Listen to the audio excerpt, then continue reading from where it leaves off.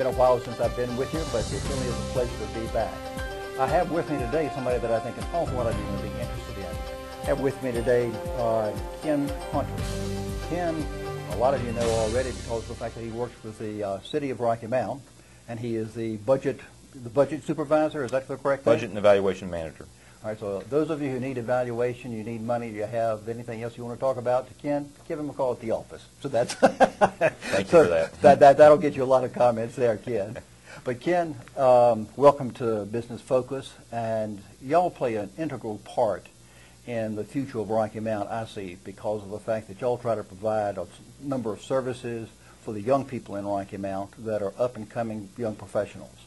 Tell us a little bit about the Young Professional Network and how you got involved with it and how it got started. Well, thank you very much for having us here today to talk about this. The Young Professionals Network is Rocky Mount's civic gateway for information, relationships, and opportunity. We are a independent civic organization based here in Rocky Mount. We've been in existence since about 2002. And our membership, we have about 85 members on an annual basis now. Our members are involved in a variety of activities that we organize, as well as activities that we promote through our organization that are done by other groups here in the community.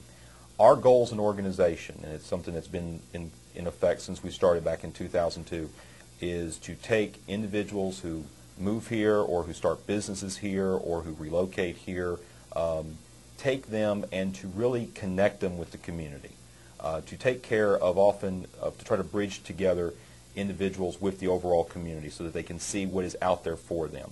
A lot of times when a businessman such as yourself or even people with the city bring in talent from outside the area to take on certain professional positions, administrative positions, these individuals come to a community like Rocky Mount, just like any other community, and they realize that they don't know anybody, they don't necessarily know what's going on. Right. And if you don't make an effort, if there's not a group out there that's able to make an effort to connect them with what's out there, to be able to help them find friends, build relationships with other people, whether it's for business purposes or for social purposes. If you do not have that outlet available, those individuals, one or two things are going to happen. Either they're going to, as soon as the next opportunity comes to move somewhere else, they're going to leave, right. In which case the business has lost their investment on them in terms of developing that talent and trying to transform that talent into future leadership for their business. Or that person, if they're stuck here, is going to kind of develop a little bit of a cynicism. And sometimes right. you see that, and it's as true in Rocky Mount as it is anywhere else. This is not an issue in terms of people being cynical or apathetic about a community, which you sometimes see around here. I've worked in Georgia, I've worked in Virginia, I grew up in Tennessee, so I've traveled around a little bit. I moved here 3 years ago, and it was because of the Young Professionals Network that I really learned more about Rocky Mount, about all the wonderful people that are here, from people like Judd Gerganis and Kelly Deal and those who were involved with the organization's leadership at the time, who I met and who kind of introduced me to what was out there and were willing to listen to new ideas and such, to all the other people who I've met, like people who I've become friends with more recently, like Clint Williams and Wayne Holloman and those people. They really understand, they've really helped me understand what is out there, and have helped me and my wife and our daughter now, we've had a daughter since we moved here, really feel more comfortable and really feel a part of Rocky Mount.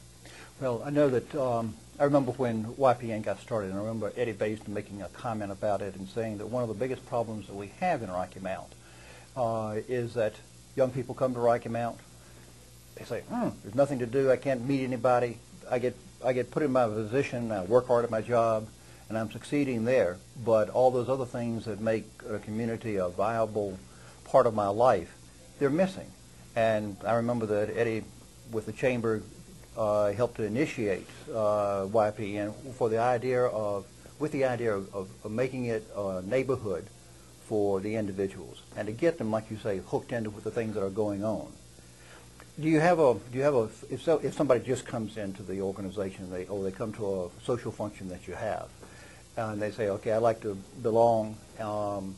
Do you have, let's say this person is in finance or something, do you have other people that are in finance that you try to hook them up with that can just talk to them a little bit about the community, or do you just have parties that they have a chance to go ahead and meet people from a broad array of society? We offer a variety of activities that are focused primarily and have been so far on just general networking. Yeah. It would be wonderful if our organization was large enough to where we could start having that kind of, I guess, partial segmentation where finance people could get together, or people who work in real estate, or people who work in the manufacturing sector, manufacturing managers could get together maybe on occasion and for a lunch or something. Mm-hmm. But in general, right now, all of our activities are really for the membership as a whole, as well as there are times where we invite people outside the membership and encourage the community to take part. We do have members and we do things for them directly, but we try to also make ourselves available, much like the Chamber does, in offering events not only for its membership but for the community. The activities we offer are wide-ranging. People may know us most for our networking social activities, which we do all over the community. A lot of times they're done at eating establishments, and we have one up that I'll talk about a little bit later, our speed networking event that will be on March 15th. Oh, excellent. We have information sessions. We've done a series now for many years called Feed Your Mind. A couple of times a year, we will invite our members to come in and have lunch either at a business site where they can learn about what that business is doing, and a lot of times these are businesses that they may not necessarily be familiar with, or organizations they may not be familiar with, or they are able to sit down and talk with a community leader or a special speaker or someone with experience or is involved really in making things happen here in the Rocky Mount area.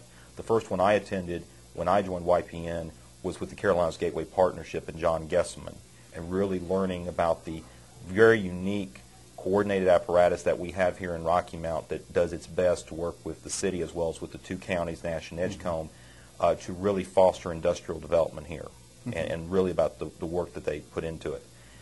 And then we also, along with those activities, we also do some service. We have about 3 or 4 service projects that we're involved in directly as an organization. We do our best to encourage our members as a way of connecting them with the community to be involved in other organizations. That's really what we try to do from a service perspective more so. Now when you say you try to get them involved with other organizations. Absolutely. Tell me, go into that just a little bit if you would. We evaluate the success of our organization not just in terms of how many people are showing up to events, but looking at the long-term development of our members. And not necessarily can we benchmark this with every member. This is not something like that we're tracking like in documentation or something like that. But when we see someone, and I know of members who, some of them joined before I did, but since they've joined, not only have they taken a leadership position in YPN, but they've also become involved with the board of directors of other nonprofits, groups such as My Sister's House or the United Way. They've taken advantage of the Leadership Rocky Mount program the Chamber is involved in. They have changed jobs and have been promoted, either been promoted within a position or taken a promotion with another business, as the case would be. And in some cases, they've started their own businesses, whether they be side businesses or they be concerns that they're taking on now. So that's really how we measure. And from a service perspective, that's kind of one of the things that we're trying to do. When you think of someone like the Spiratis, like Matt and Deborah Spirati, who started out here and have now gone into positions of leadership in the community, both professionally and from a civic perspective. We have other ones like Ray Camp, who was elected to the school board. He was a YPN member. And right now, if you look at the membership of the Chamber of Commerce board, we have 5 either current or past YPN members on the board. So I mean, we can definitely show a significant improvement or development that we've contributed to in the lives of these individuals. We're probably not the most significant factor that's led to this. I mean, these people are self-starters. They're motivated.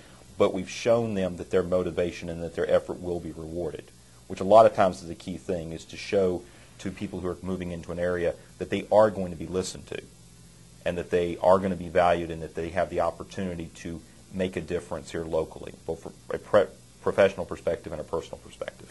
Well, one of the things that I know there's always a question for people who come to town that are single. You know, where can I meet other single people? And we're going to take a break here in just a minute, but I want you to think about, you know, how is it that... That's a little hard for me since I was married when I arrived here. But well, that was one of the things that I wanted to ask about, was whether or not this is primarily for single people or married people or both, and what's the age range, things like that. But we'll be back in just a moment and talk about that, okay? Yes, sir. All right. Well, thank you all very much for joining us thus far on Business Focus. We will be back in just a minute.